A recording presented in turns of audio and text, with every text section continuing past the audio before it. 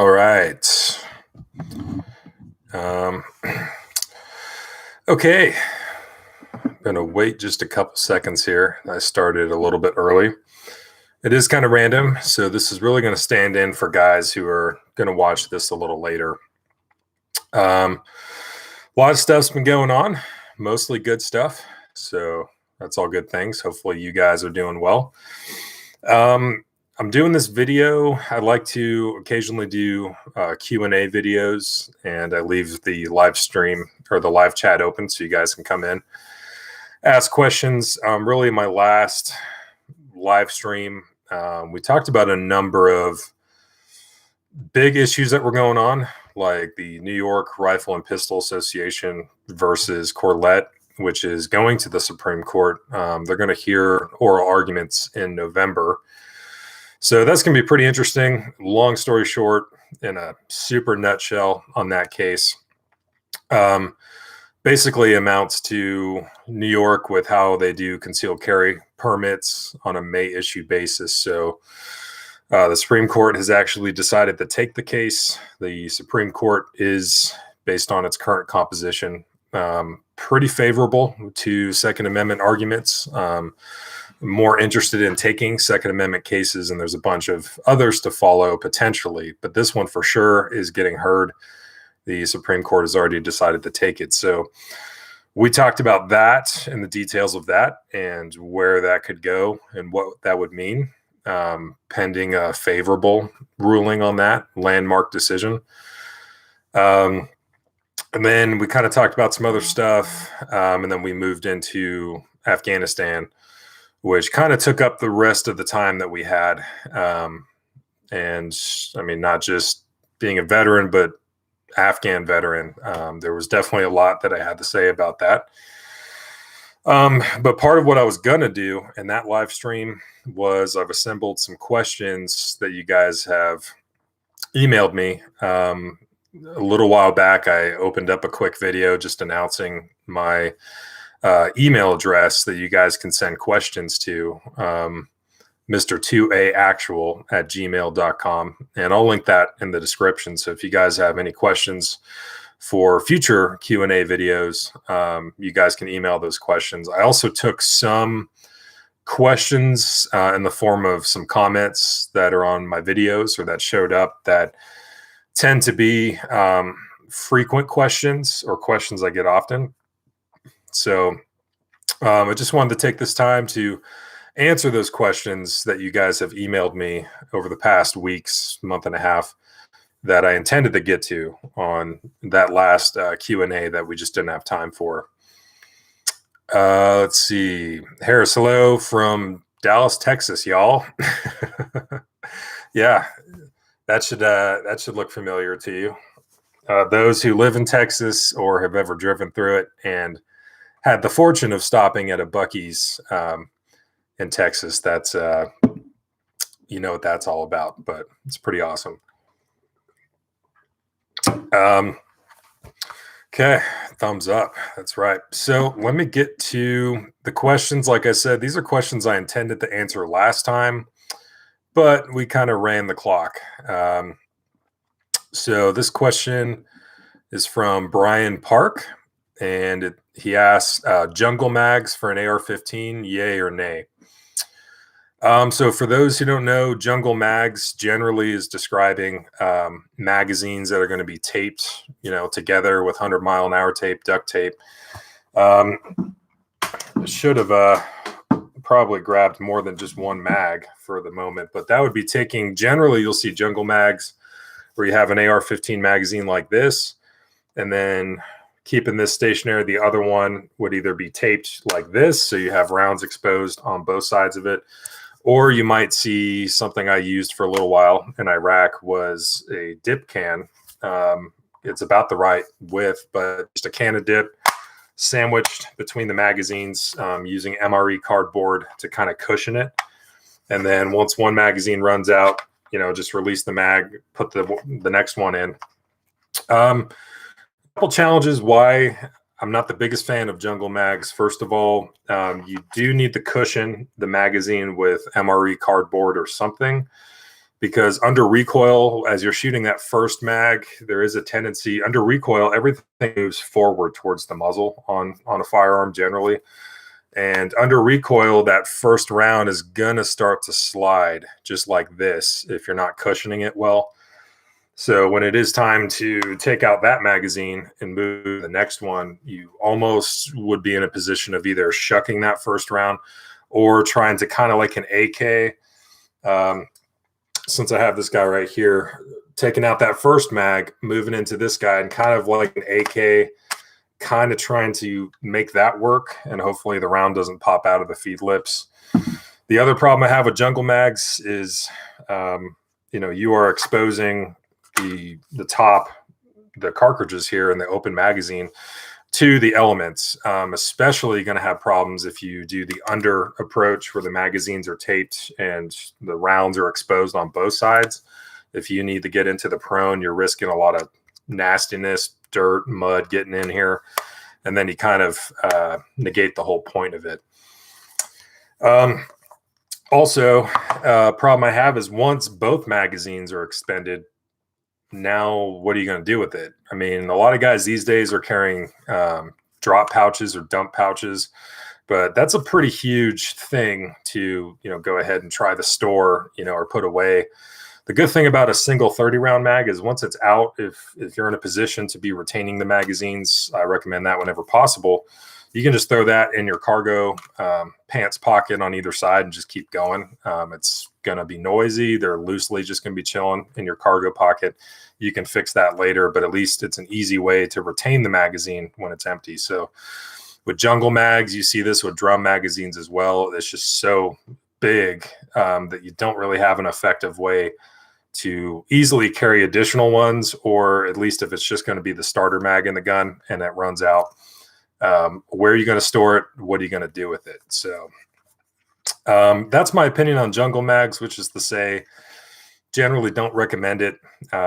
It's just not something. I did it for a very specific niche purpose at a very specific time in Haditha. I did do a jungle mag kind of set up for my M4, 2 mags in one with the dip can with the MRE cardboard kind of cushioning it.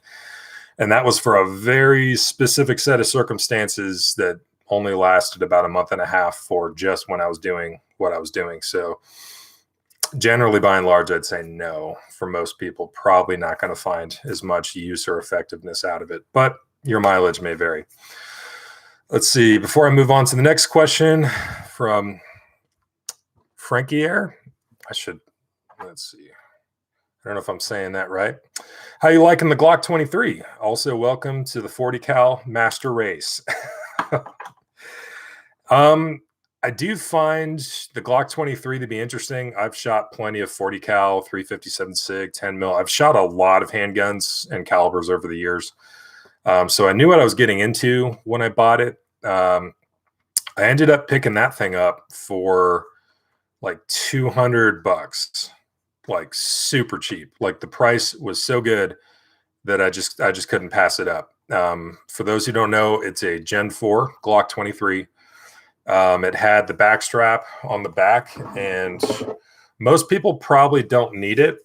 But for me, on any of my Glocks, I always, at least if it has the back straps, I'm always putting on a back strap that it comes with, because for me, I tend to get slide bite, huge hands. I do like to hold as high as I can get it. And that's kind of a 1911ism from learning how to shoot pistols. I always tend to hold really high. And even trying to hold a little lower and making intentional effort, I would still get slide bite on a standard Glock without a back strap. So on all my Glocks, I do the back strap. We had this used Gen 423 with a flat dark earth frame come in. I did a quick little video on that a little while back. The price was too good to pass up. It already had the color I wanted with a back strap and 2 magazines with it. And I was like, dude, let's do it. $200, let's go. I also had some night sights lying around, a full set, so I didn't even have to buy that. Got a stream light TLR to put on there, and it's good to go. I should have brought that upstairs. I actually shot it on Saturday. Me and some buddies went shooting, and between my 9 mils versus that, especially if you're shooting side by side. 40 cal definitely has a little bit more. You can definitely feel it as you're shooting it. But overall, my reason for buying it was having a 40 cal anything, just because that's a caliber that I previously did not have. And I think after the pandemic and 9mm, 5.56, all the common stuff was just you couldn't find it.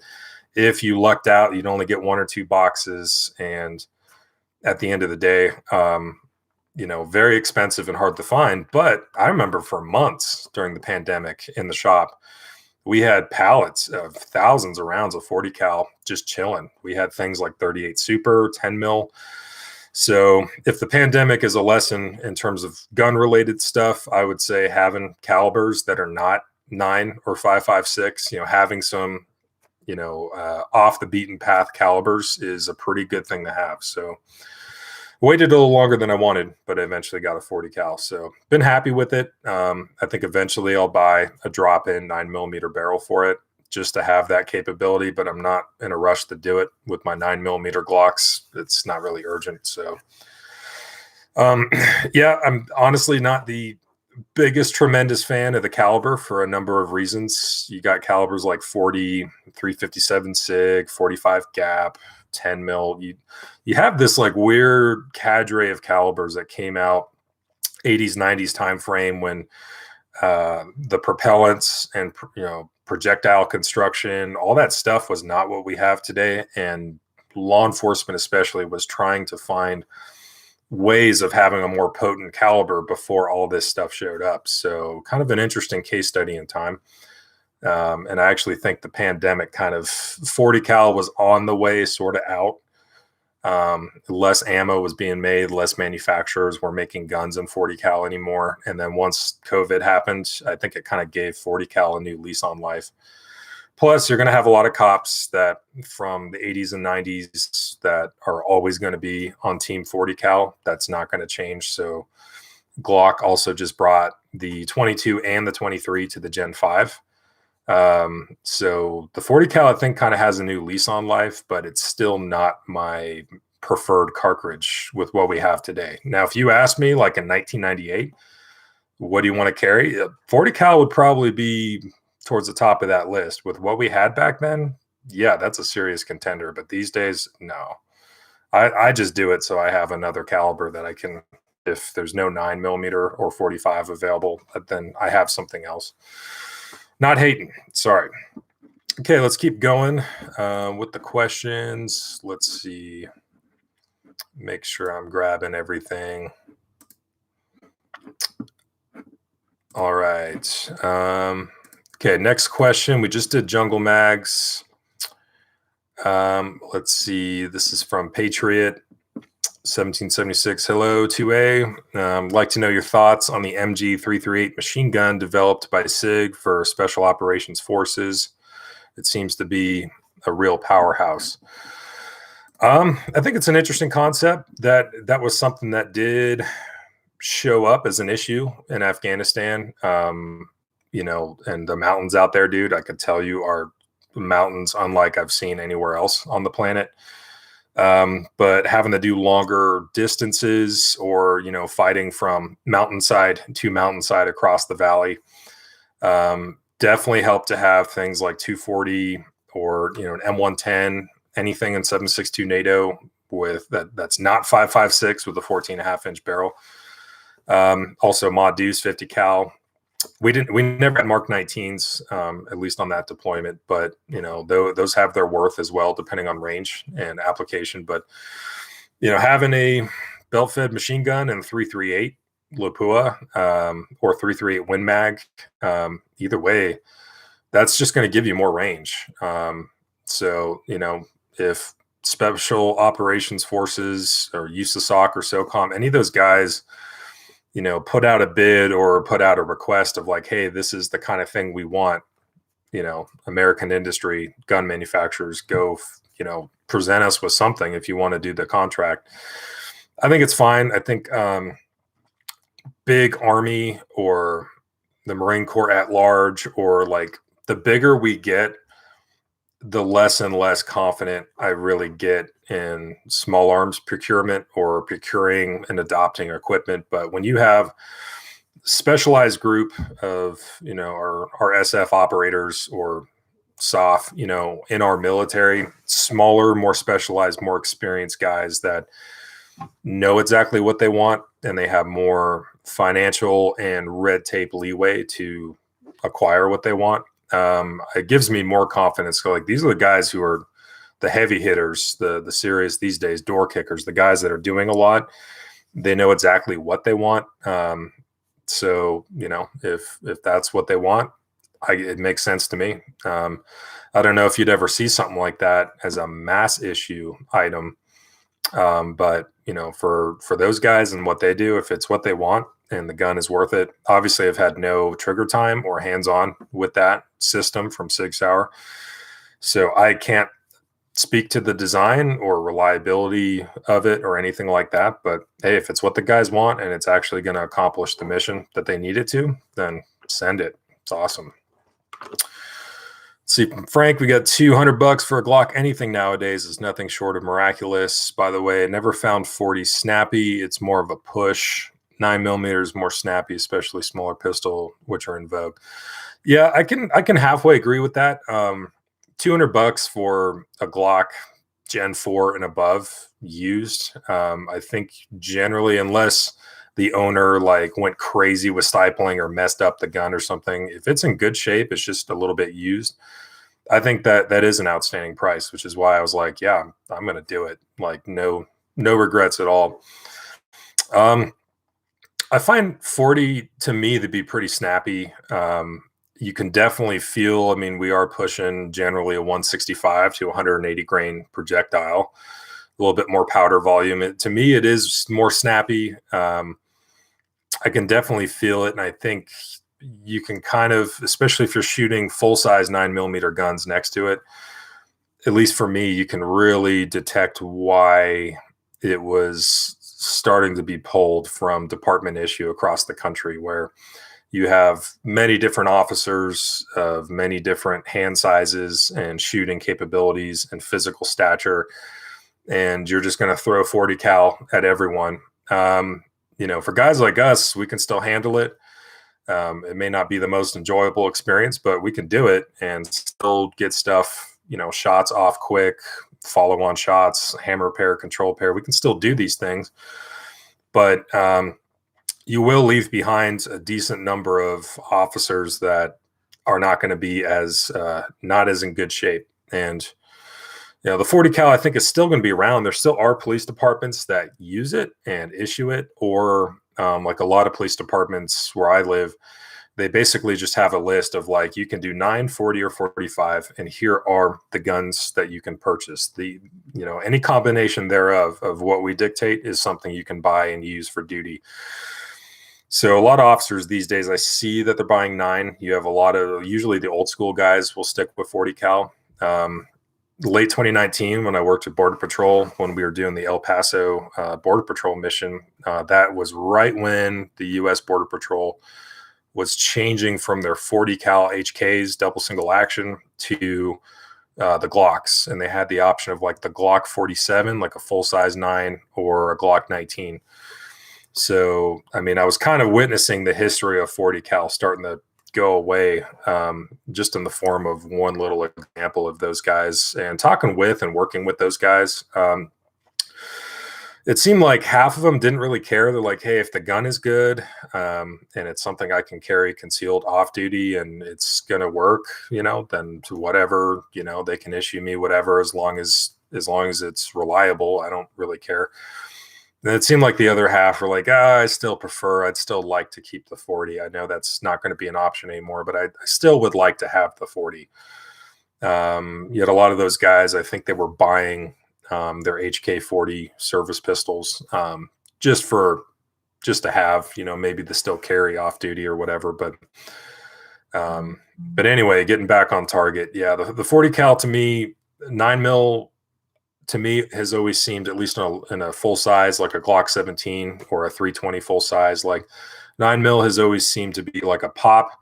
40 cal seems to be like a boom, like a pretty snappy kind of, a little bit snappier. And then 45, depending on the gun it's being shot out of, it seems to be more of a shove to me, especially using a government all steel 1911. But everyone, I mean, there's no scientific way to really measure perceived recoil, felt recoil.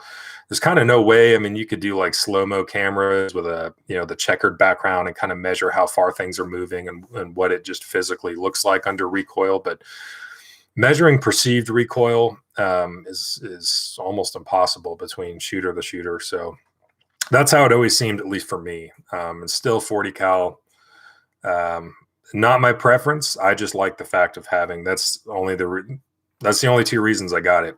Super cheap, can't pass it up.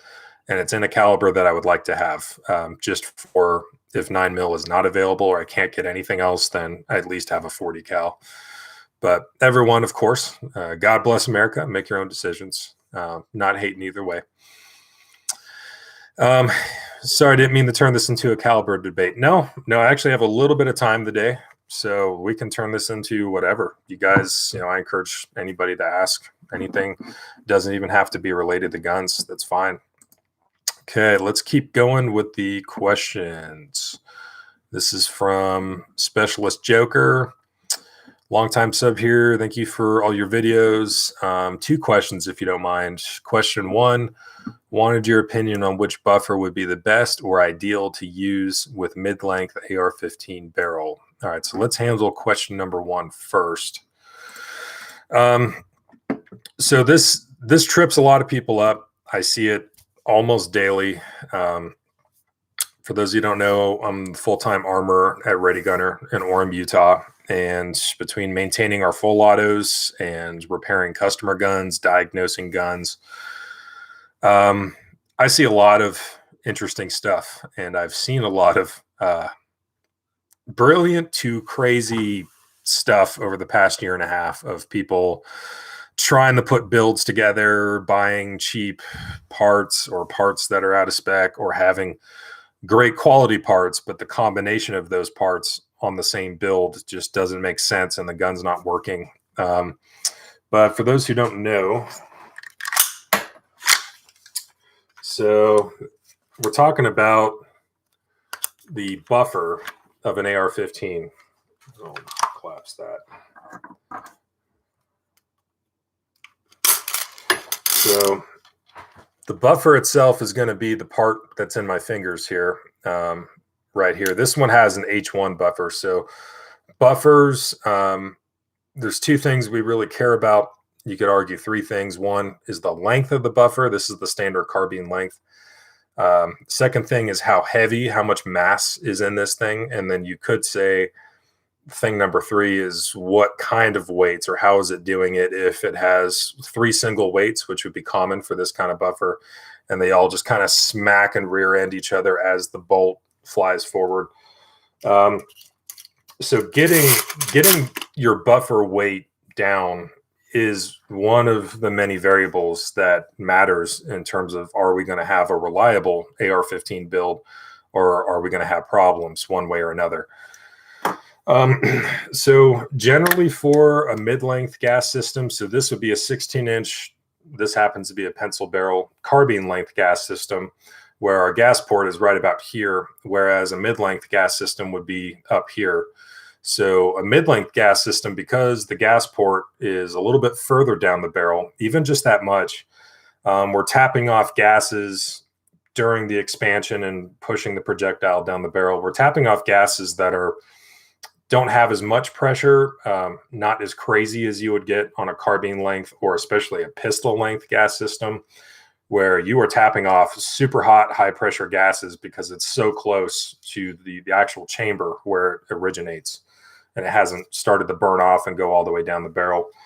And that's why, as a side note, if you have an M16 build, like a 20-inch or an 18-inch with a rifle length gas system, which would be more up here, those tend to shoot pretty soft, because the gases you're tapping off, by the time you drilled the hole in the barrel here and you're taking those gases back through the gas tube, those gases are not as violent or crazy as they would be the closer you get to the muzzle.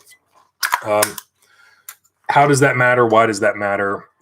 Basically, we want a rifle, and it depends on mindset. Some guys will try to tune their AR-15 or AR-10 build to get it right on that razor's edge of reliability, where maybe they have an adjustable gas block, which I don't generally recommend at all. But maybe they shoot it with their selected ammo that they're going to shoot out of the rifle all the time, and they're just barely getting that shell to extract and eject, and the bolt carrier group is able to go back enough to strip a round off the magazine and feed the next round. And they get right on that cutting edge, and that's where they stop adjusting and they leave it. Problem is, if you change ammo that maybe has a little bit less propellant or pressure, port pressure, or if you wait till winter time, I see this a lot too, that guys built an AR-15, they did their custom tuning the gun, everything was working perfect in the hot summertime, and then that rifle just stays in the gun safe until the winter time, and then they take it out to go shoot it, and now it's short stroking. It's not fully extracting, or maybe the shell is extracting, ejecting, but the bolt is no longer going back far enough to strip a round off the magazine. So that's because the expansion, when it's colder, and depending on elevation as well, but when it's colder, the rounds, the propellant's not going to expand as much as it was in the summertime in the heat. So something that may have been working really well in the summer, you go out and shoot that thing in the winter, same combination of ammo, you didn't make any changes, you might have an issue, usually short stroking. The consequence of having a buffer that is too light is the gun will function. Generally speaking, the gun will run, it will function, it'll last shot hold open, and everything's going to look fine. The problem is we are putting a little bit of unnecessary wear on the rifle or AR pistol or SBR or whatever it is, because the gun could function with something heavier and you'd still be fine. So we're still functioning with a lightweight buffer, but we're putting a little bit of undue wear on the cam track, the upper receiver, the bolt cam, the gas rings, all of it. This rifle that I put together, I gave you guys a little teaser. This rifle I put together just using spare parts I had on hand. Through testing, this thing will actually perfectly function with an H2 buffer using brass case 223 ammo. I always use 223 ammo because if it's going to run on brass case 223, it'll definitely run on 5.56 that has about 4,000 to 5,000 PSI more. So this thing will actually run with an H2 buffer locked to the rear. Everything's fine. So I elected to use an H1 buffer, knowing I'd be taking on a little bit of extra wear, but also knowing that in the super cold, or if there's any mud or dirt or austere conditions, I can still reliably count on the gun to be properly gassed. In this case, a little overgassed, and that's fine.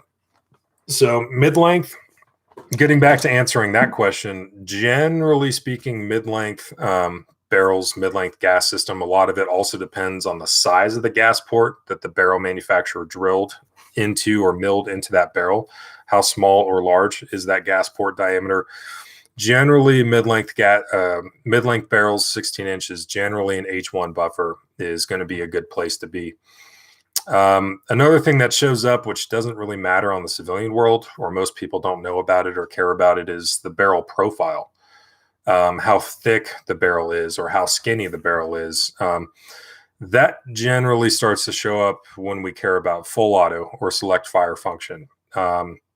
So most people are not doing that. If guys were doing a forced reset trigger or binary triggers where it's mechanically, in my opinion, semi-auto, but it's allowing you to do that fast enough to where we're starting to approach that full auto rate of fire, that's suddenly when the civilian world cares about buffer weight when it comes to barrel profile. But by and large, most people don't.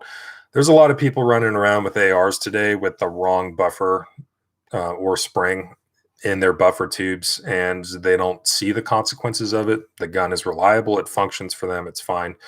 They don't have any problems. But if they were to have like a transferable full auto lower and snap that upper on, they would suddenly encounter some problems. But most people are just doing semi-auto only. They don't encounter that. So all of that to say, generally an H buffer, that's going to be out of the 3 weights in that buffer, that's going to be 2 steel weights and 1 tungsten weight that's a little heavier.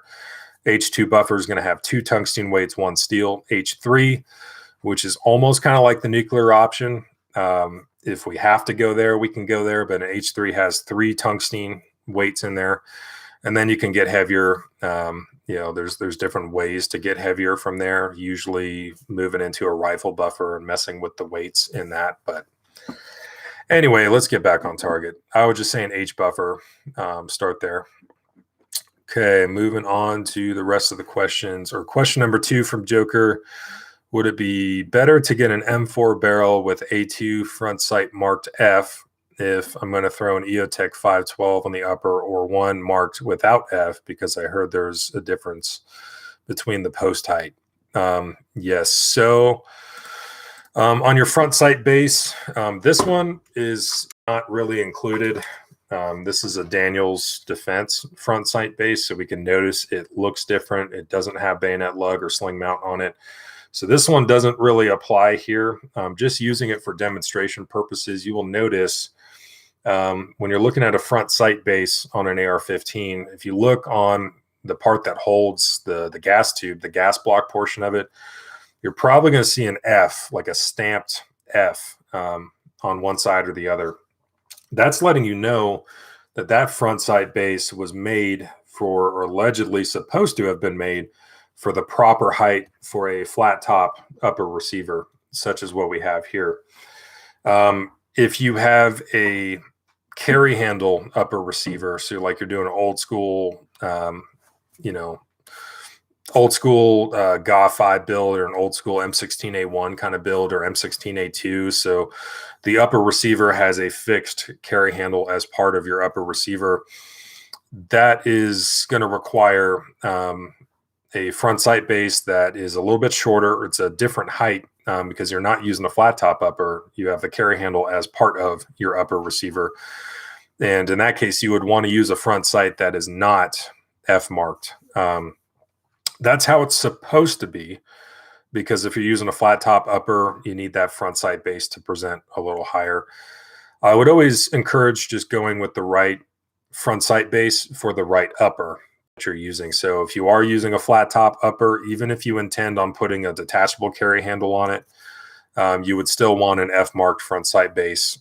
If you're doing an old school build where the carry handle is part of the upper, you're going to want to use a front sight base that is not F marked. Now, in experience and from what I've seen, just kind of rolling out, sometimes you might have an F marked front sight base that actually is a little bit shorter than a typical F marked front sight base. Sometimes you'll have a front sight base that is not F marked, but it's actually kind of measuring closer to what an F marked front sight base would be at.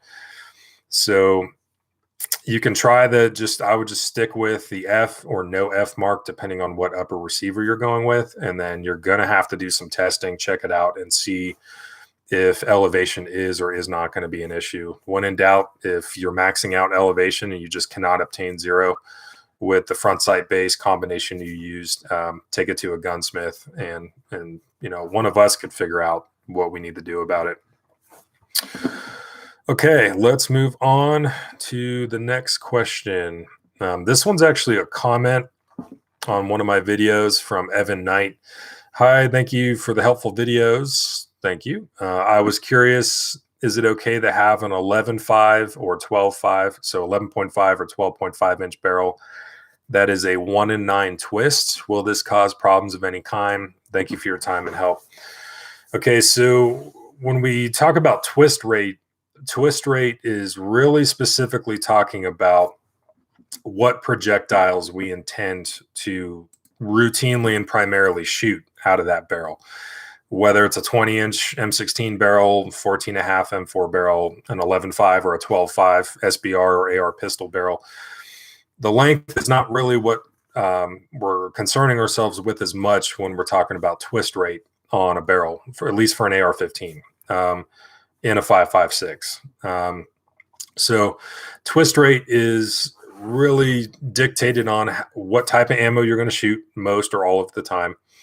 And really specifically, we're talking about how long that projectile is. Most people just rough hand kind of talk about mass, how heavy the projectile is. Are you a varmint hunter and you're going to shoot mainly 45 to 50 grain projectiles, maybe your standard 55 grain when you just want to have lower cost training and fun. If that was going to be you and you were doing like a varmint hunting build like that, we're talking about generally shorter projectiles. Therefore, it's going to have less mass.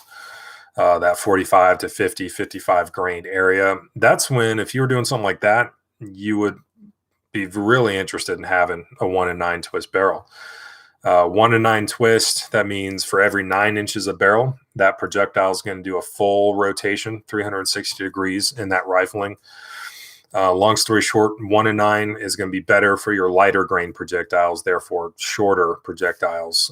It's going to stabilize those projectiles better in terms of having tighter groups, just giving it a better, more appropriate stabilization rate on that twist rate for those types of projectiles. Now, the current U.S. military standard is a 1-in-7 twist. Every 7 inches of barrel, it's doing one full rotation in there. So that's going to be a faster twist rate, and that's because the military is interested in stabilizing everything from 55 grain, like 193 loads, full metal jacket, to green tip M855 to the now M855A1 brown tip, both of which are 62 grain projectiles. The tracer rounds, maybe you're going to do like Mark 262, which is a 77 grain open tip match. That's about as heavy and as long of a bullet as you can get that physically still fits in the magazine. This actually is Black Hills Mark 262. 77 grain open tip match, and you can see that's about as heavy, therefore as long of a projectile as you can make with it still fitting in a magazine for semi-auto use. But anyway, if you're going to have heavier projectiles, therefore longer projectiles, and that's what you're routinely going to be shooting, a 1-in-7 twist would be more ideal. And a 1-in-7 twist will still do 55 grain. It'll still stabilize those rounds. But as you move below that, you're really going to start to suffer. That's where the 1-in-8 twist kind of showed up years ago, where, kind of the Goldilocks twist. It's not too fast. It's not too slow. It generally will stabilize everything pretty decently. I always encourage, if it's just a standard AR-15, home defense, urban concept, general recreation, whatever, a 1-in-7 twist probably is going to be the way you want to go if you ever want to shoot the heavier stuff or do some long range precision with the really heavy match rounds, 75, 77 grain, 69 grain open tip match. 1-in-7 is more what you would want. If you're going to be a dedicated varmint hunter with those really light, really fast velocity varmint rounds, 45 grain, things like that, you're going to want to go with a 1-in-9. And some guys might even go out of their way to try to get like an old school 1-in-12, like original M16 twist rate. But honestly, the 1-in-9 is more what you're going to want. If you don't know what decision to make and you just want a barrel that can do everything generally pretty well, 1-in-7 is going to be good. You could do the 1-in-8. Generally, a 1-in-8 twist barrel is going to be a 223 wild chamber, 18-inch, more of a precision varmint, longer range kind of setup. So, but all of that, notice how we're talking about twist rate and projectile length and mass. We're not really talking about barrel length. So it would just depend. I think for an 11.5 or a 12.5, I would go for 1-in-7. 5.56 is a very velocity-dependent cartridge. It started out life with a 20-inch M16 barrel, and in that aspect, it excels. But when we start chopping off the barrel and we get as low as 10.5, 11.5, 12.5, we've lost a lot of velocity that round, that cartridge needs to provide that tumbling and crazy terminal performance stuff. So if you're handicapping yourself that bad on an 11.5 or a 12.5 or a 10.5, you're going to want to have load selection is all of a sudden really going to matter a lot. And you're going to want to have the heavier grain open tip match kind of rounds. So I would go with 1-in-7 twist if you're going that short, because hopefully you're kind of trying to mitigate the consequences of a short barrel and losing that much velocity. And hopefully you're trying to kind of mask that disadvantage by having better load selection with heavier rounds. So I would go 1-in-7. I would stay away from 1-in-9. Okay, let's see. Patriots in the house now. Hello, 2A. How are things? Things are good. Things are busy, but they are good. Just finished EMT school recently. I just applied out in Utah. We got plenty of ski resorts, so I picked one of them and applied for ski patrol this winter. I love skiing when I can. I figured this would be a really cool way to use my EMT license for my first job as an EMT. So we're gonna see how that goes. Still a couple weeks till they start making calls, but I had my second interview last week for that, so I'm pretty pumped. Everything else is good, and that's about it. Hopefully things are going well with you and all of you guys. Let's keep moving on to the rest of the questions here. Let's see, from Chris Stiegman. Mr. 2A, I really liked and appreciated your AR-15 lubrication video. Thank you very much for doing it. Thank you for the support on that. That's a video from years ago, like 2012 timeframe, 2013. Can you please do a clean and lube video for AKs? Please advise. Thanks in advance. All right, Chris. So, yeah, we do have a disturbing lack of AK maintenance videos on my channel. And I'm not going to say because they don't need it. I'm just going to say that honestly, the AK is a very, it doesn't, now I'm going to preface this with a well-made AK, because there's a lot of AKs that are not made well, using garbage casted parts. The rivets aren't good. The geometry's off. Something's weird, using corner cutting techniques and just trying to pump out AKs. I'm not going to mention any brand names, but there are some really trashy junk AKs. In fact, I've got an AK-74 at work when I get in tomorrow. That is like the first project on the bench.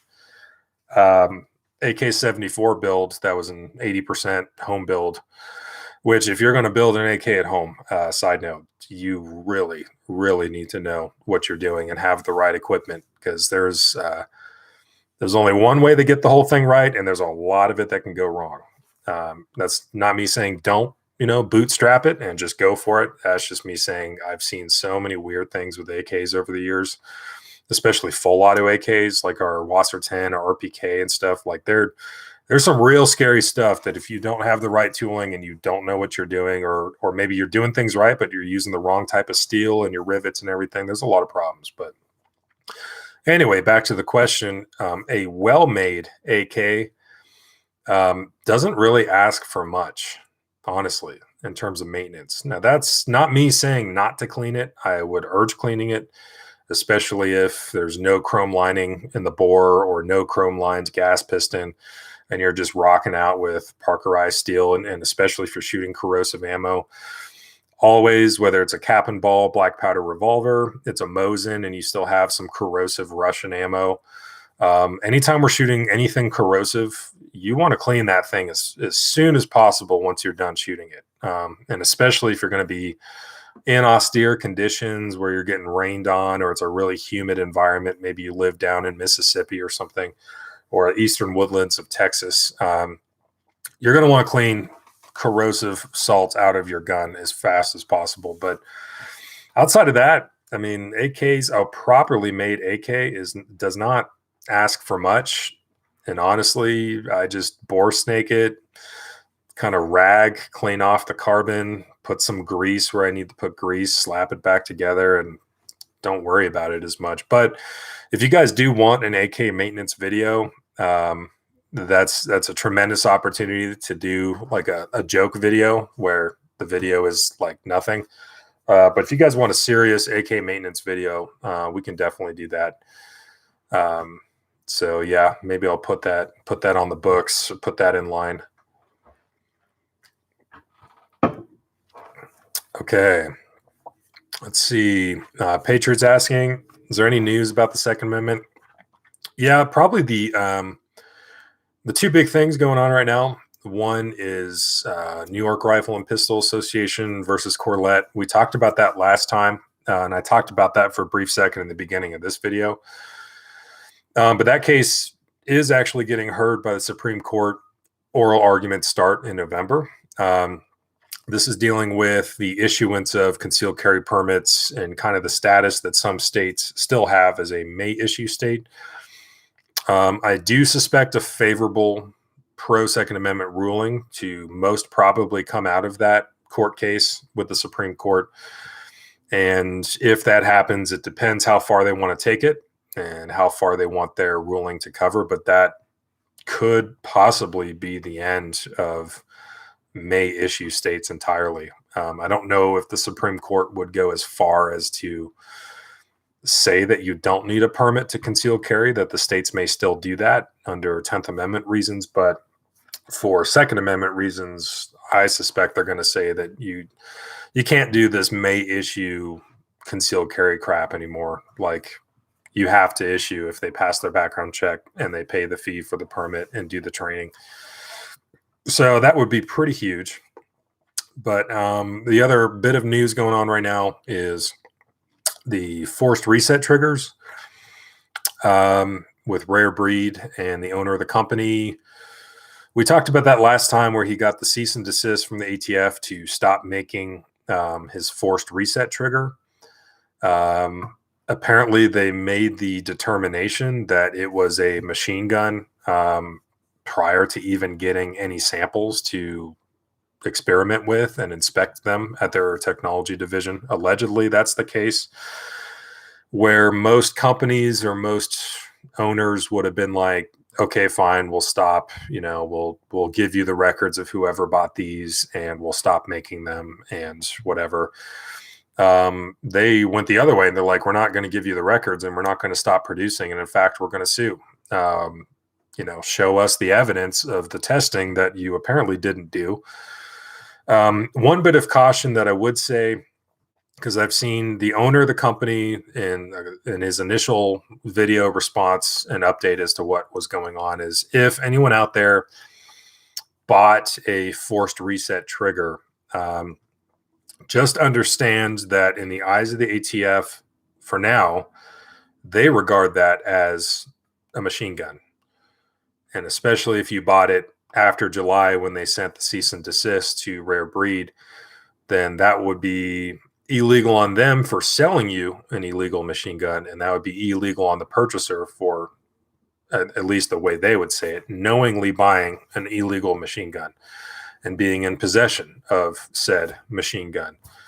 So, if you want to fight the federal government like the owner of Rare Breed is doing, and you want to take it to court, you want to sue, and you want to ride that ride where there's a lot at stake, just do that decision willingly, because what I don't want is people who bought the product when it was legal or after the cease and desist and they didn't know what was going on with the company and everything. They just bought it because it was online and they wanted it. Just know that I would not want to be showing up to a public range and using that, because if there's a cop who knows what it is, or you live in a state where they would actually, you would have law enforcement that would, come look at what you have and then actually arrest you and then take it up to the state. Just know that the worst that can happen on that is, you could get arrested for possession of an illegal machine gun and then purchasing it. And then you get to go down this huge road, and maybe Rare Breed wins their lawsuit, but that's you with a lot of legal fees in prison for a couple years while the whole thing is getting sorted out, if he wins. So less about me and how I feel about it, more about the legal situation we find ourselves in at the moment. If you have one of those triggers, just be advised. I wouldn't, if someone were to still have one of those, I would not bring that outside the house or let it see the light of day. Maybe you live in a state where it is wildly pro Second Amendment. The cops don't know or don't care. And they're like, yeah, dude, whatever, do your thing. Everyone can choose how they want to do. But especially if you live in a state like Massachusetts or something, and you're going to the local range in the woods that you're a member of, and you pull that thing out and shoot it, you're probably going to have a bad time. So just throwing that out there for everyone. Let's see. Have you ever used a Mark 18 machine gun? Yes. I don't want to get into a side tangent, but long story short, that was the machine gun I fell in on in Afghanistan when we were replacing 101st. Any unit that moves into country or moves into the fob, or, an existing unit has spent 9 months or however long their deployment was, and now they're going to rotate home. The new unit showing up is basically going to quickly, if things are favorable or if you have time, they're going to try to learn the ropes from the guys that have been there for the last 9 months. They're going to tell you, like, okay, this is what's going on. This is normal. This is not. Here's our equipment. And then you sign over. They sign to you the equipment they had, which is going to be like radios, machine guns, vehicles. Like, it's called TPE, or theater provided equipment, but it's stuff that, like, those guys did not come out with. It was there when they got there. They signed for it, took care of it for the last 9 months, and now they're signing it over to us, and now it's our property, and we're taking care of it for the next 9 months or however long we're there. And one of those things was several Mark 48s that the Army, we had borrowed from Naval Special Warfare. And they had actually loaned it to the Army. And it was actually before the 101st guys had got there. And Naval Special Warfare wanted those guns back, but we didn't really want to give them back. So we didn't. So I think the statute of limitations is up on this anyway. But so we signed for them, but the guys we took over for, they said, hey, just know this is kind of the thing going on. The Navy is flying around Afghanistan to the different FOBs and places and trying to find these guns because they want them back. And we really didn't want to give them back. And I suspect you guys are not going to want to give them back. So keep these guns on the down low and just use them as needed, but don't make a big deal out of it. Don't flash them around so someone will see them. Mark 48 was pretty rad. Basically, stamped steel receiver. It basically is like an M249, and it has the same design. It's just beefed up for 7.62 NATO. And that gun was awesome. Doing dismounted missions, getting in and out of helicopters or anything like that. Mark 48, lightweight, compact, 7.62 NATO. So we're using king size rounds, the same as the 240. Pretty awesome. And at the end of the day, we eventually got found out.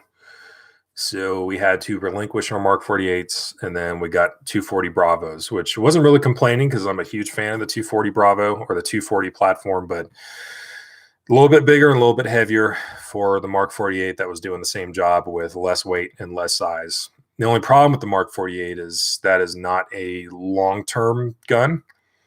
It's almost like an MP5 where the idea is, hey, we're going to give this to you and you're going to use it. And once you've used it enough or shot enough rounds out of it, the gun is pretty much worn down. We'll just get you a new one and totally replace it.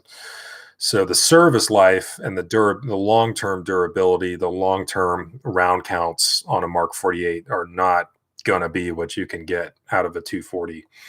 But thankfully, the Mark 48s that we had, the one I had, was still pretty young in its life, still pretty good mechanically, in pretty good mechanical shape, and it worked awesome. But the 240, bigger, heavier, but that thing is not as fragile. So still love the Mark 48, just seems to have a lesser service life than definitely what you would get out of a 240. But lightweight, king size rounds, awesome. Let's see. I am getting trolled by, I can't read that. Let's see. I don't even like doing, I just think most of you guys coming here don't want to see garbage in the live stream comments. Actually, what's up, Lancaster? You were part of that Mark 48, or you were aware of it too. So I think we're fine on that. Best AR-15 suppressor. Dudes are always chasing decibels. Like, oh man, I want the quietest suppressor. I want it to be like Hollywood quiet, like John Wick quiet.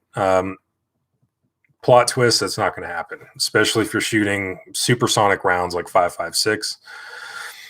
I would rather like to see more people prioritizing the durability and longevity of their suppressor, where it is currently and for the foreseeable future. Unfortunately, it is a regulated NFA item, $200 tax stamp. the cost of the suppressor, the wait for them to process your application, and then finally when you get your tax stamp and you can take it home. Getting a suppressor is a little bit lengthy and a little bit expensive of a process. So we all kind of want to buy a suppressor and just buy it once, do it the right way once, and let that suppressor last us hopefully indefinitely, at least for a very long time. So I wish more guys were prioritizing long-term durability as opposed to like, oh, dude, I just want this thing to be like as quiet as I can get it. Like the industry does not agree on how they measure decibels and how loud a suppressor is. Instead, I would go for long-term durability. In which case, if it's a 5.56 AR-15, I think the best, one of the top tier suppressors is going to be the Surefire SOCOM RC2. They make it for 5.56 and 7.62. So if you have an AR-10, a 6.5 Creedmoor, a 308, a 300 Blackout, and you also have 5.56 and you want one cam to try to do all of that, Surefire SOCOM 7.62 RC2, like that is one of my top recommendations. Dead Air does a really awesome job as well. Rugged suppressors, also pretty outstanding. Generally, when people buy a suppressor, as long as they mounted the muzzle device correctly on their rifle, on their barrels, and they're using the suppressor and mounting it and attaching, they're doing everything as they should.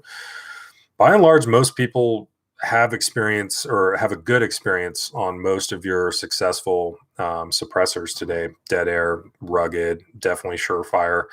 Knight's Armament, if you're willing to pay the cool guy tax, they are really rugged suppressors.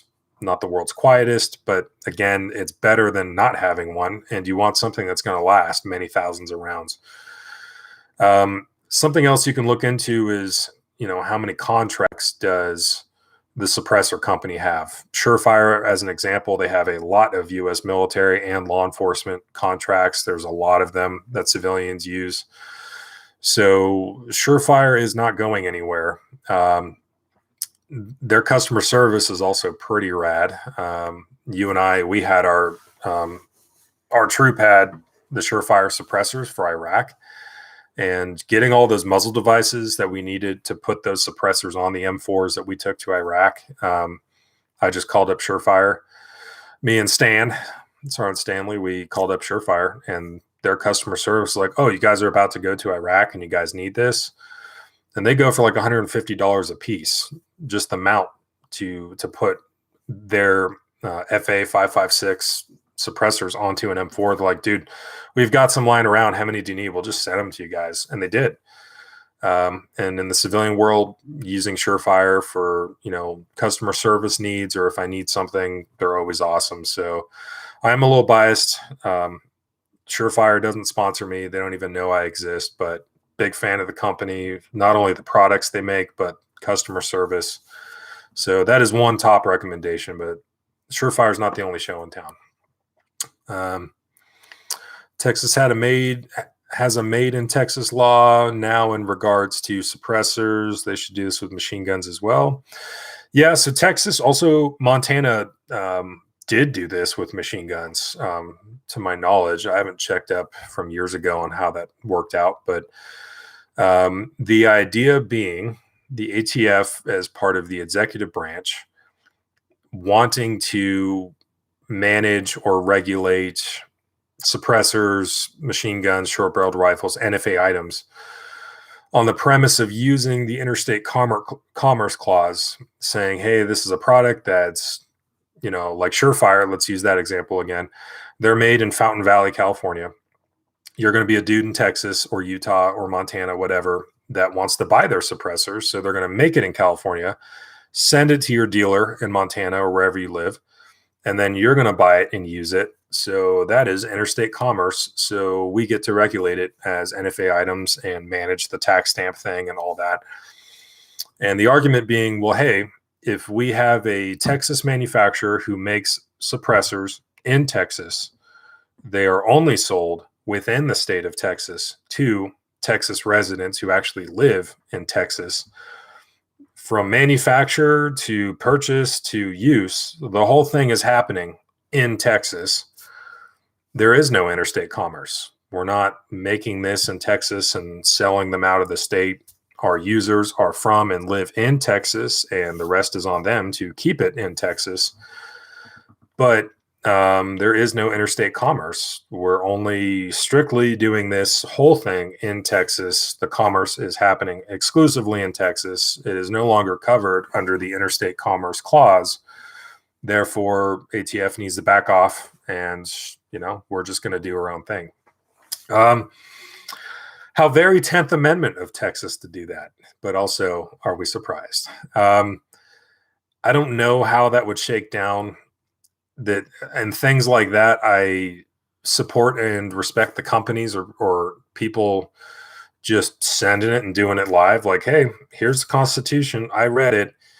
This should make sense. So I'm going to risk everything, put my life savings into this business, and we're just going to do it and see what happens.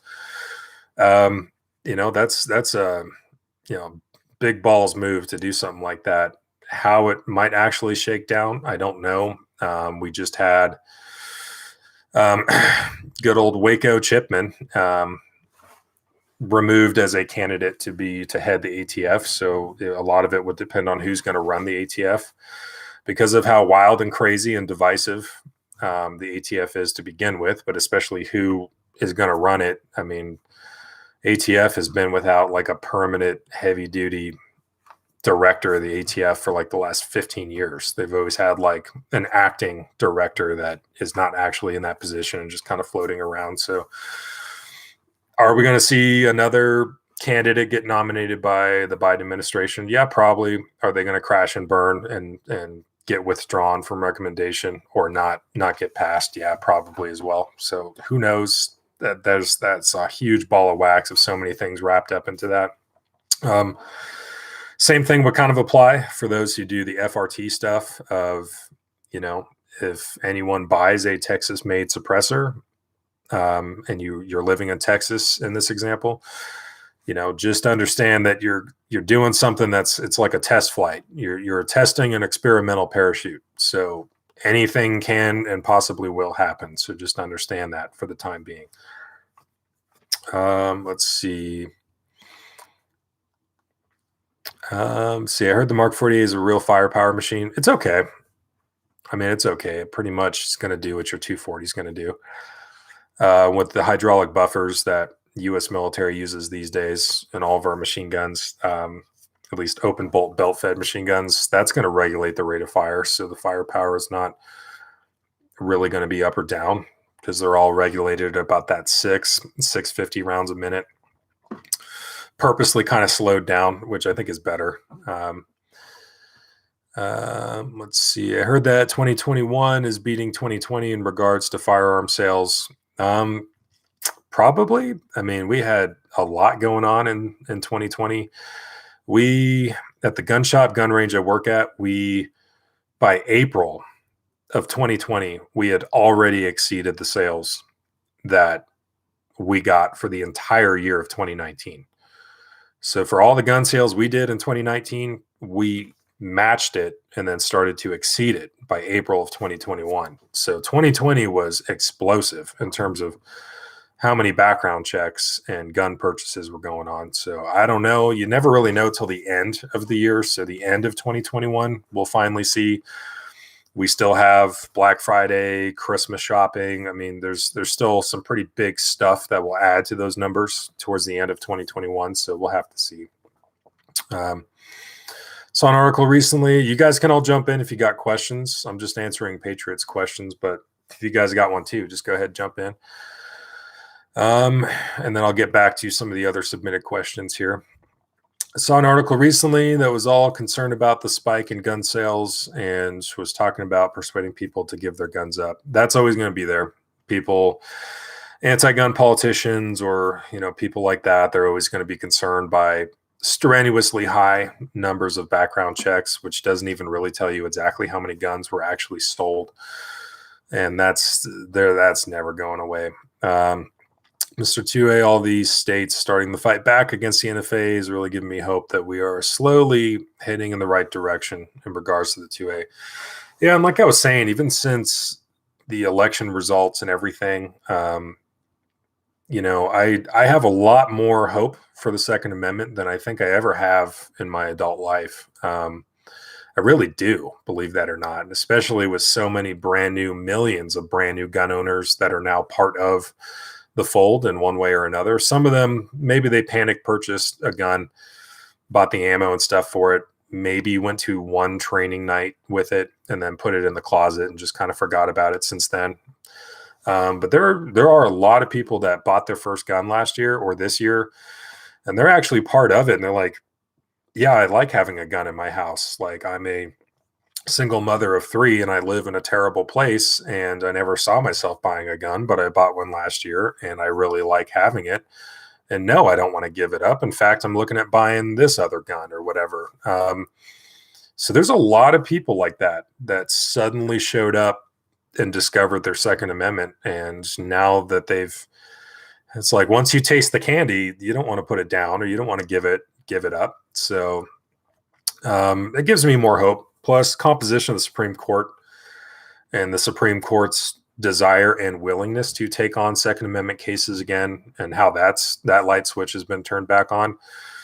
I have a lot of hope. I actually, the bigger concern, even though I'm Mr. Second Amendment, like I've said in the past, and I still maintain this position right now, the bigger concern I have is actually about First Amendment stuff, especially when it comes to social media, YouTube, Facebook, all of that. That's actually what I'm more concerned about than I currently at the moment have been worried about the Second Amendment. So, yeah, but we'll see how that all goes. Tell me if I'm wrong on this. A lot of the people in the ATF are actually pro-gun, and it's up to bureaucracy part of the ATF that are anti-gun. It depends. I'm not in the ATF. I don't know their data. Like, if you were to do an internal poll of like, hey, are you pro-gun or anti-gun? One thing that does give me hope is, like, actually Vice of all people did a small little 10 to 15 minute video article, a little dispatch on the bump stocks. When bump stocks first came out, and the ATF at their technology division reviewed that decision or reviewed that product, and then the ATF came out and said, no, the bump stock is not a machine gun. We have the law that you gave us to work with from 1934. It clearly says what is regarded as a machine gun and what is not. And you may not like it, but mechanically speaking, we've tested it. We've looked at the bump stocks. It is not a machine gun. And the Vice article was actually, the dude had just retired from the ATF, but he was on the team of dudes who made the official ATF determination that it was not a machine gun. And the dude, they showed all of the guns he owned. So I was like, okay, well, this guy definitely is a firearms collector. He's got AKs and ARs. He's definitely an enthusiast. Like, and that was a guy in public service that I almost feel like, even if he wasn't that hot on guns or didn't really own any, he probably still would have said the same thing. Just that one single guy's work ethic, or separating his personal opinions from, let's just look at the item and see if it falls within the law. So I'm sure you still have people like that, but also you're going to have people that either don't care. You're going to have people who are sent to the ATF for a specific reason. It is a bureaucracy of the executive branch. So the president and whatever administration is in the White House at any given time, they have a decent amount of discretion on who they can, send or influence there.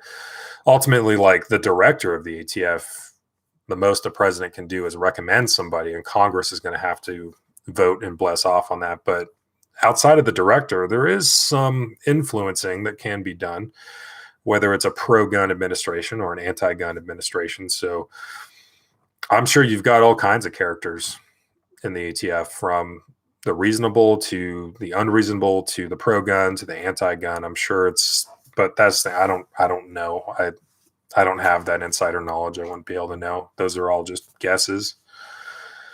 Um, can the ATF track people down with just the 4473 background checks, or does the government actually need a registry to find the guns? So this is something I have discussed in the past, but um, it would be, I don't want to say impossible, but it would be as close to impossible as you could imagine for the ATF to actually have like a spooky folder on every American that's ever submitted a background check on a 4473, the ATF form that we all fill out to buy a firearm from a dealer.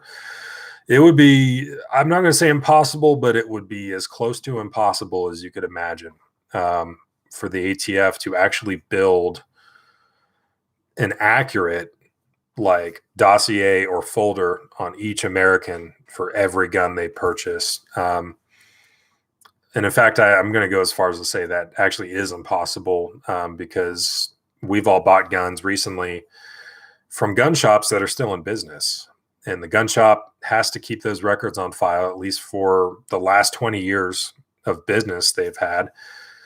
And the ATF only takes delivery of all of those 4473s once that gun shop finally goes out of business, whether they're violating the law, whatever, ATF shuts them down, or the business owner retires and decides to close down his gun shop and he just wants to enjoy the rest of his life. At that point in time is when the ATF takes delivery of at least the last 20 years worth of gun transactions in terms of the paperwork and everything. And then once it gets to the ATF, by law, they are restricted on the technology they're allowed to use. So they're not allowed to computerize it or digitalize it. They can't just like scan it and then auto digitalize or scan. By law, they're not allowed to do any of that. That's assuming all the records are there. That's assuming the gun shop didn't have a flood in their basement and half of those records are destroyed, or the gun shop burned down, or the writing is still legible because paper deteriorates over time. Ink might deteriorate over time. So finally, when a gun shop closes and they get all of those records, that is a lot of records. And in fact, the problem has gotten so bad at the ATF that they were actually scared that their building was going to collapse because they had so many records stored that they have yet to even look at. And they've actually had to purchase, I think it's almost 24 shipping containers that they're just placing in their parking lot that are just full of 4473s from years ago. And they don't even have all the 4473s of all of the gun shops and businesses that are still in operation right now in the United States. So that's why I said, like, I'm not going to say it's fully impossible. I'm just going to say that's as close to impossible as you could logistically get if you're thinking the ATF is going to have, I'm not saying the desire is not there. I'm just saying the physical ability and logical means to have a folder on every American that's ever bought a gun.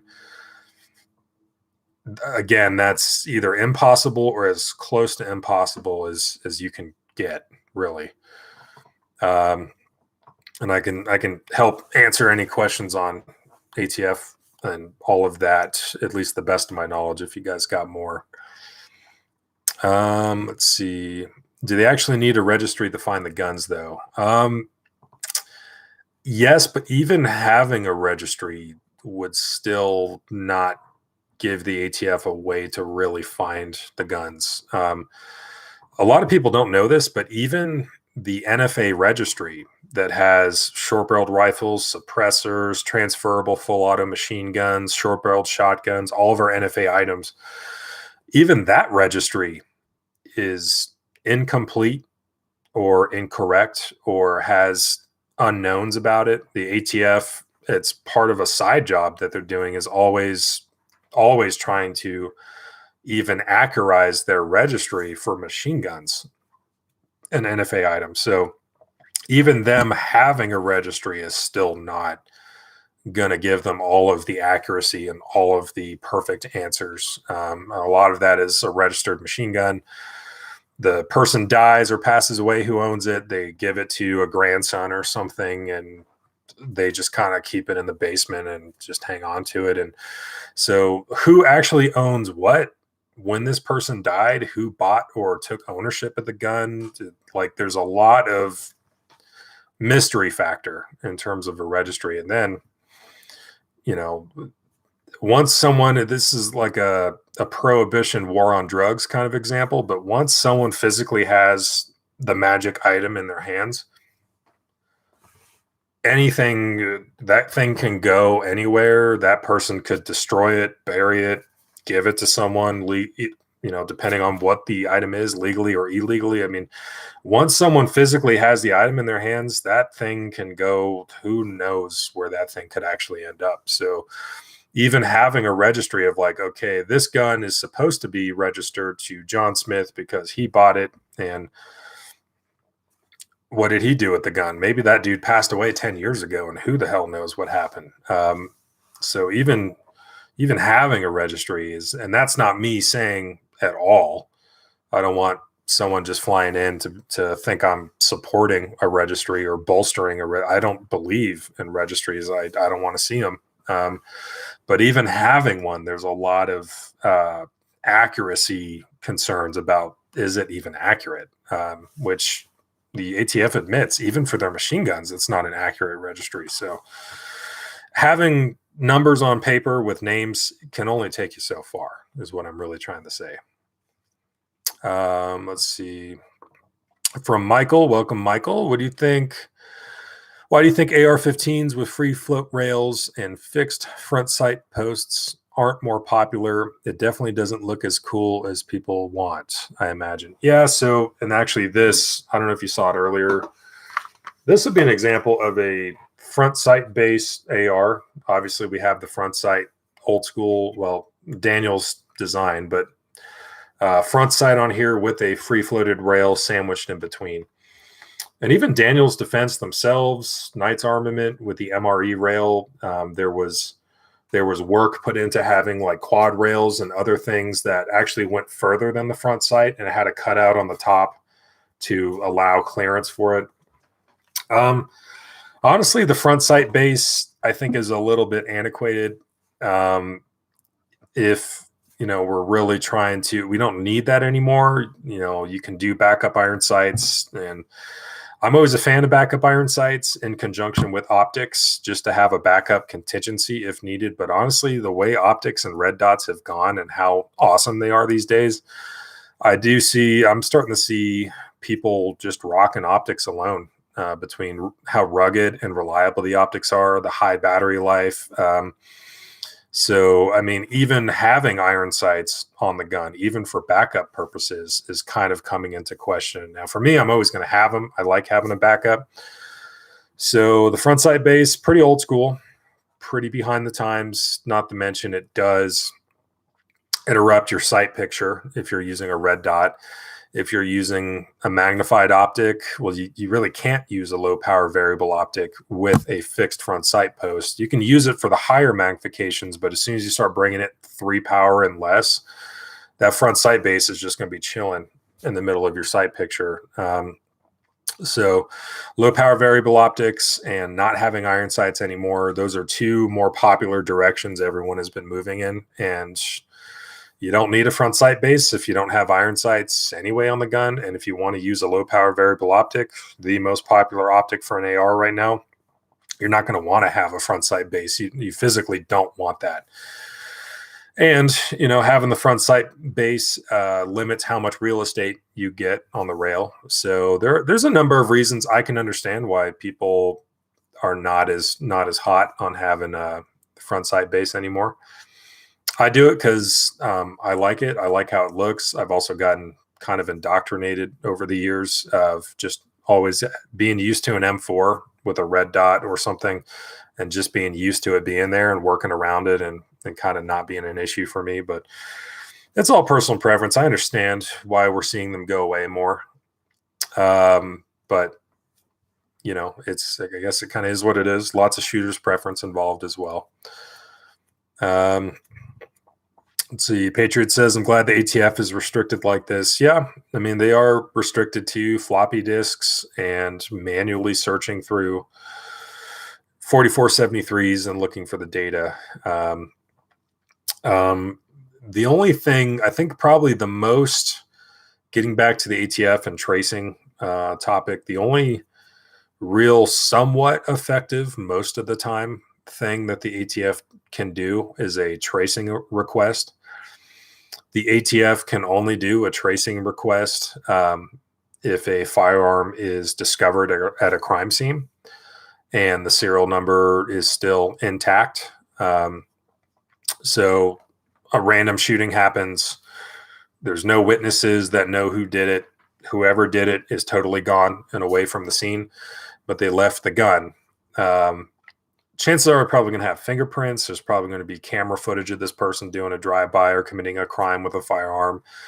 Or, that dude's going to get apprehended by the police while he's trying to escape, or something's going to happen. But if you have like a totally abandoned crime scene, there you don't have a criminal, maybe there are no fingerprints. Either way, you find the gun at the scene of the crime. And then they're going to do ballistic testing and be like, yep, these rounds did come from this gun. These shell casings did come from this gun. So this gun we can guarantee was used in this crime. And I mean, yes, it was recovered at the scene, but we can definitively prove this gun was used in this crime right here.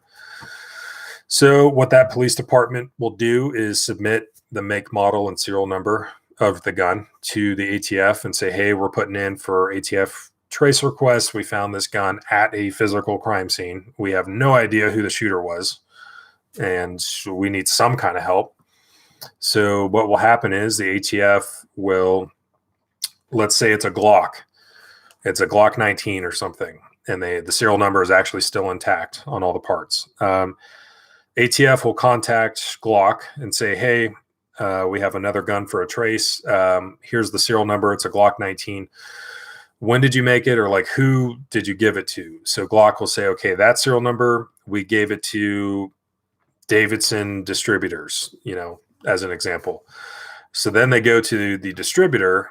ATF will go to them and say, hey, this serial number, who did you give this gun to? And the distributor will say, oh, we gave that to this gun shop in Texas, Joe's Sporting Goods in Temple, Texas, or something. And then the ATF will go contact Joe's Sporting Goods in Temple, Texas, and say, okay, you took delivery of this gun. Now, who did you sell the gun to?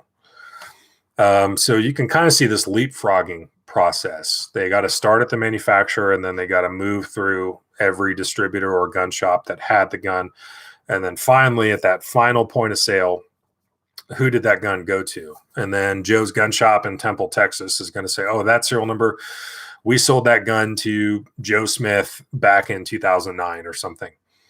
And then ATF can, ask local police to pay a visit to Joe Smith at his last known address if he still lives there. Some way to get in contact with him. Maybe the phone number on the gun, the shop receipt and invoice is still his phone number. Visit or call or contact Joe Smith, and Joe Smith is like, oh yeah, actually I do remember buying that gun, but I didn't really like it. And about a year later I sold it. And then I can't remember who I sold it to. Or he's going to have a bill of sale and be like, yeah, this is the guy I sold it to. I don't know. And then maybe that guy sold the gun, and maybe that gun ended up at a pawn shop, and then maybe someone else bought the gun. So it's like ATF tracing, it only happens with, guns related to criminal activity, as in guns discovered at the crime scene, if they can't already, tie the shooter to that gun. ATF will start with the manufacturer and kind of leapfrog. And if everyone is maintaining their records as they legally are required to, then they can at least figure out who the gun was sold to. But in the gap of time from when that dude bought the gun versus 10, 20 years later, whatever it is, when that gun showed up at a crime scene, there's a lot of changing of hands of ownership that happened or could have happened. And also, John Smith, who bought that Glock in this example, maybe he lives in Texas, versus the gun somehow found its way to Illinois and the crime was committed out there. So it's like ATF tracing can only do so much, and they only have about a 90% success rate. You might have some disruption in that link of a chain where a gun shop went out of business. So now they need to look through their shipping containers and find the records for that gun shop and see if they can find it.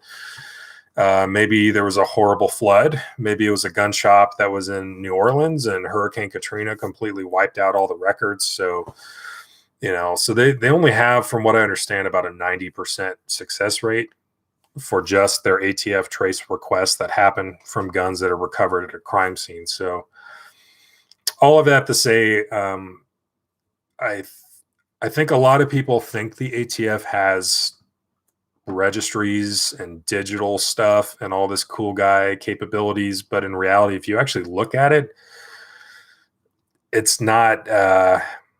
Let's say if your mission was to make the most effective inventory and tracing system possible, you would stay really far away from using the ATF as a model. You would maybe just use that as an example of everything to literally not do. Okay, let's move on. Let's see. What do you think will happen whenever we finally get rid of the NFA and Hughes Amendment? If and when that happens, I think the interesting thing is, Range Chris and I were talking about this the other day. You're going to have some companies that, like, let's say the 1934 NFA and all the follow-on legislation, like the 86 Hughes Amendment, 68 Gun Control Act. Let's say 1934 NFA goes away and everything else on top of it goes away as well. So now you can possess, buy, make, own machine guns, suppressor, whatever, without tax stamps. You can actually create new machine guns. It's just whatever you want. Full freedom sauce. Like the next day, you're going to see companies that are going to be selling, full auto conversion parts or, conversion kits or jigs to turn your lower into a full auto, whatever. You're going to see some companies, generally gun manufacturers, are going to fork at the road, where some companies, like, as soon as they can physically get into production and start doing it, they're going to start offering full autos. Like, hey, you like our semi-auto ARs? Well, check it out.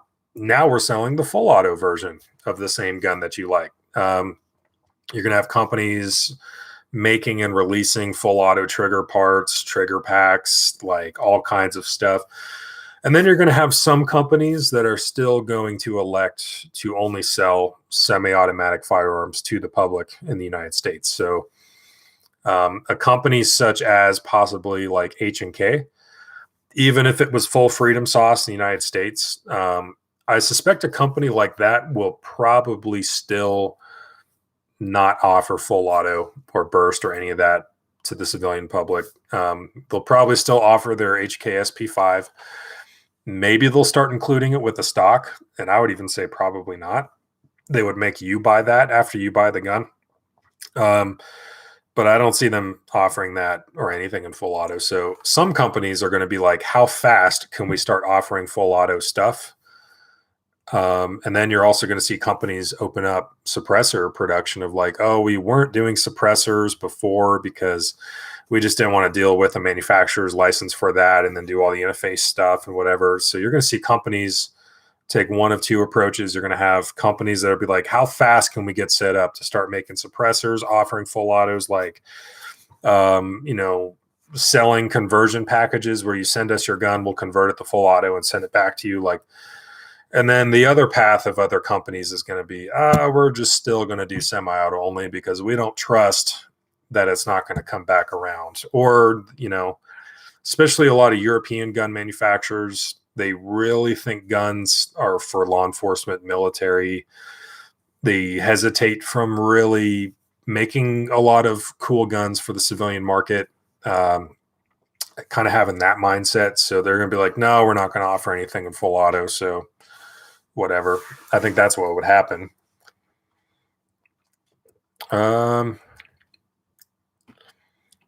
You think that the ETF should be abolished, or can they serve a purpose? That's more stuff I'd really have to sit down and see what does the ATF entirely. I mean, it is the Bureau of Alcohol, Tobacco, Firearms, and Explosives. So I would be interested in, it's almost like if you are a new manager or you take on a new position, the first thing you'd want to do is not change anything, just kind of look and see how things are operating as they are, and then decide, okay, what changes really need to happen, what things need to stay the same. So I would really want to sit down and figure out what actually is the ATF doing. Are they doing some things that are good? Is it even worth keeping around? I mean, I, based on my opinions, there are definitely things I would stop like immediately, but just to make the most educated decision, I would be like, what is it doing now? Does it need to be doing this? And if this tasking does need to happen, is that something that should fall under some other like Department of Justice, or do we really need an ATF to do this, or can we send it back home to the DOJ and shut down the ATF and just we're done with this? And that's really just making sure that they might actually be doing a couple good things. I mean, a broken clock is right twice a day. There might be a couple things that whether it's counterterrorism related stuff, there might be doing some actually good stuff that we would want to keep going. But do we need an ATF kind of entity, or can we just send that to the DOJ, send it back to them and whatever? So I'd really want to know to make the best educated decision, but definitely leaning towards, anything we don't need, strip it, shut it down. Anything that's worth keeping or still doing, send that to the DOJ at large. And we don't need a whole branch for this, but I'd want to see what they're actually doing. Is it worth doing? Is it doing good things here or there, or is it all just a mess? So let's see. How long am I streaming today? Probably about for another 45 minutes, half hour. And then I've got some other things I got to get to. Let's see. There would definitely be people who will convert UK and others to full auto for you. Yeah, I mean, there would, or HK. Yeah, there would be.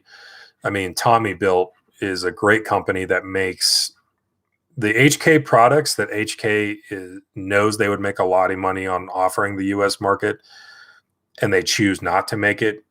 There's companies like Tommy Built that exist just to make, in some cases, better rifles than HK makes, to offer to the American commercial market guns that HK themselves, for whatever reason, doesn't make. So if we already have that going on, and it's been that way for decades, then there would be plenty of machine shops, gun shops, companies that would offer to, hey, send us your gun, we'll convert it, send it back, and we'll pay this fee for it. You're good to go. It would explode literally just overnight. It would probably feel a lot like the expiration of the 94, the 2004 assault weapons ban, where overnight, all of a sudden, people show up with high capacity magazines, ARs with bayonet lugs, and all this crazy stuff. And like, oh, it literally took overnight for all this stuff to just come out of the woodwork. It's like when Prohibition was repealed, the next day, everyone's getting drunk and drinking in the streets. Like, oh, where did all this come from? Kind of so dumb. All right. I'm going to take a break from these and just switch back to a couple more, or some of these. I got some more questions that people sent in real quick. All right. From John Walker, he said, I have a bunch of bore snakes. Do you clean your bore snakes? If so, how do you clean them? How often do you clean them? Is it safe to put them in a washer and dryer with a load of clothes? Thank you. Okay. So answering John's question, bore snakes, of course, easy way to clean a barrel. You don't have to assemble the rods and do the patches and all that. You just pull it through a barrel. They make them in all ranges of calibers for shotguns, rifles, pistols. Pretty awesome.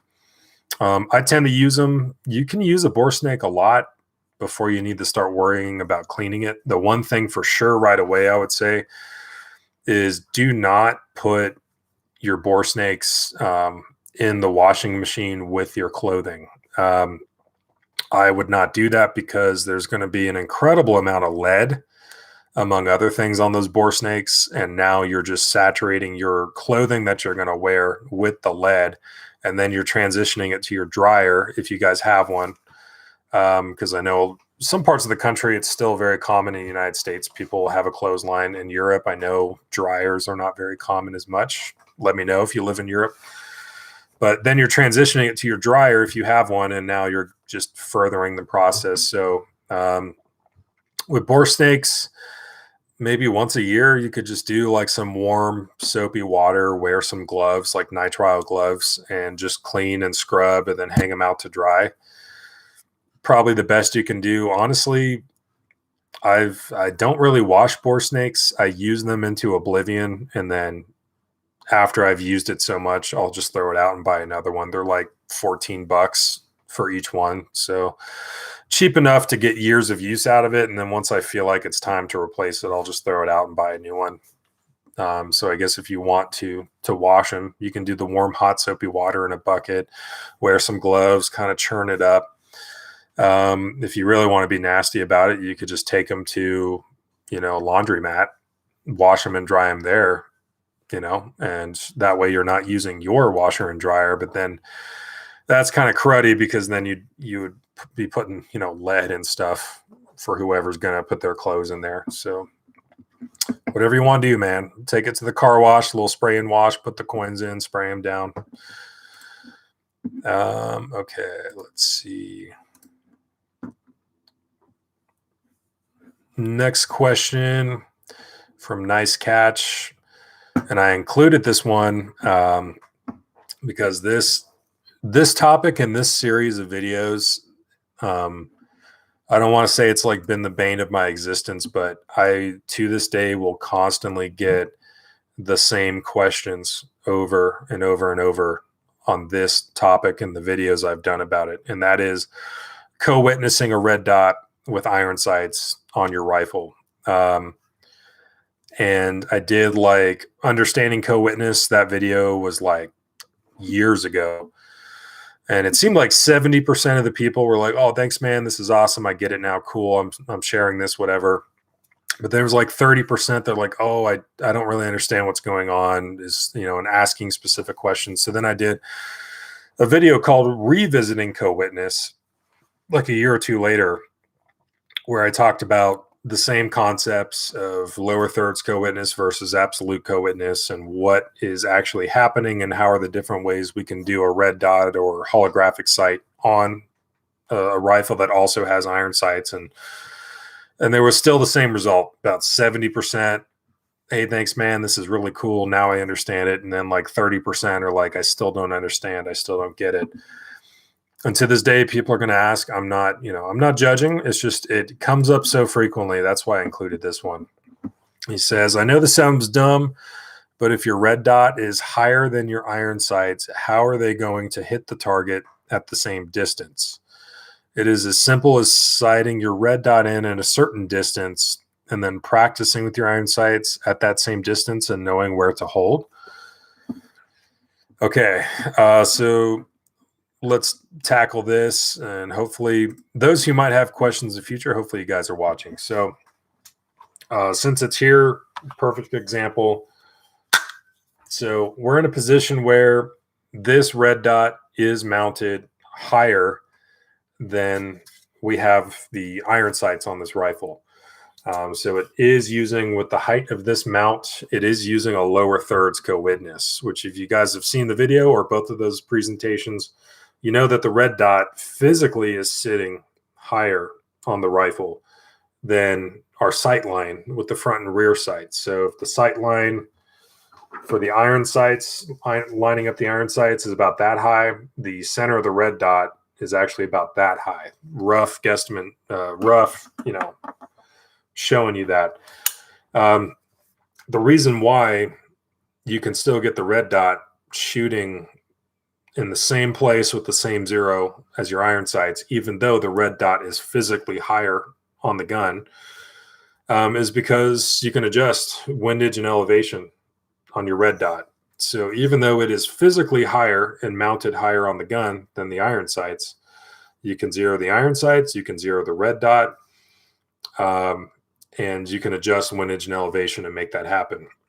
Most red dots are holographics, or especially scopes, traditional scopes or low power variable optics. They have a pretty good range of adjustment. of up, down, left, right, where something would really have to be wrong with the rifle or the barrel for you to physically max out windage or elevation, unless it's a really poor quality and something's broken with the optic. So the short answer is, even though the red dot is physically higher on the gun, you can still have your iron sights and your red dot when using one or the other, and both aiming solutions are producing the same point of impact and the same impacts. They have the same zero. It's because you zeroed them. And I think that probably needs more discussion of like the 25-yard or 25-meter zero, the 50-yard zero, the 200-yard zero, the 100-yard zero, the 36-yard zero. There's different battle zeros you can put on your AR or other rifles, and where you see them commonly and what are they going to do for you at known distance. I actually have a really cool video for those interested where it was a 2-part. The first part is I showed you the process of putting a 25-meter zero on your AR-15. And then the next video showed, okay, now I'm going to show you what this specific battle zero does out to, I think I took it out to like 400 yards. So for those interested, you can dig that up. That was like 2016 time frame or so. But yeah, so maybe that needs a little more. And let's see, let me double check. I think that is the last of the questions that you guys sent in. So again, if you guys have questions, it doesn't necessarily have to be about guns. It could be about legal stuff, personal stuff, whatever. You guys can send it in to Mr2Actual@gmail.com, and I'll put that in the description. Okay, now let's jump back over here. Let's see. Honestly, want to own a Mark 48. Yeah, I mean, that would be cool. I think most people wouldn't have the budget needed to buy the ammo needed to really run that gun down. So I think the private citizens should be fine. But as far as military small arms, they have a lower service life, just because stamp steel receiver guns can only go so far. You can repair them, you can keep them going, you can keep up on maintenance, but especially if it's going to be in military service where it's going to get banged around and dropped and high firing schedule, maybe not enough maintenance is happening, tend to be a lower service life than something like a 240. But for civilian purposes, I doubt most civilians would probably wear out a Mark 48 unless you open up a shooting range and have it as one of your rentals. Eventually you might come to that day, but let's see. Oh boy, we're getting all kinds of spam here or there. I bet selling full autos would be extremely profitable in the US. People love it. Yeah, so generally there's not a lot of margin in guns. I think it would be a lot of volume of sales. There would be a lot of existing gun owners with semi-automatic only ARs and stuff that would want to have their guns converted to full auto. So I think that would definitely be happening. But most of the money would not be in the sales of the guns themselves. It would be in using the guns, like rentals, selling the ammo, selling the targets, paying rental fees. Like that's where the money would really show up, because there is not really a lot of money in guns. Like if we buy a handgun for $300, that thing is going to be price tag on it's going to be like $330. And you got to keep in mind paying the sales staff to be there, paying the electric bill, paying insurance and everything. So it's really not a lot of money in just selling guns. And in fact, that's why you don't really see just a gun shop. It's very rare because it never lasts. You'll see a gun shop with a gun range and a coffee shop, in our case. You might see a gun shop that also is a pawn shop, because they're making money other ways on other things. You might see a gun shop, like one near us, Gunny's. It's a gun shop, and then the whole other half of the shop is clothing, which has a really high markup. So there's always some other way of making money, because if you're just going to open a gun shop to sell just guns and ammo, you're going to go out of business. There's no money in that. You need to sell targets. You need to sell training. If you have a range, you need to sell rentals and range time, clothing, merch, weapon lights, scopes, bore snakes. That's where all the money actually shows up. But if you're simply just selling guns and ammo, you're not going to make it. That business is not going to last. You have to have other stuff, because there's just not enough money in guns or ammo. Margins are super thin.